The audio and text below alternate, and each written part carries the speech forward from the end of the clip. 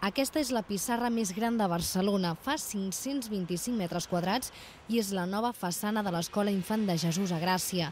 És una planxa amb uns adhesius que simulen dibuixos fets per nens. De fet, l'arquitecte i l'artista s'han basat en dibuixos que han fet els alumnes d'aquesta mateixa escola per decorar la pissarra. Els adhesius permeten mantenir els dibuixos tot i la pluja i poden substituir-se per altres. D'aquí 10 anys es trauran els que hi ha ara i es posaran de nous.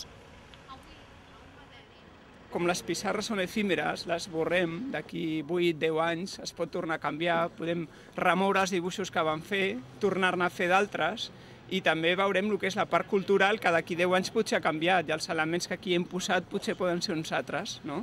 Al final es un guiño a la ciudad y es la voluntad de que el edificio surja de los sueños del usuario, ¿no? Y que además de alguna manera pues les ayude a hacer esos sueños realidad.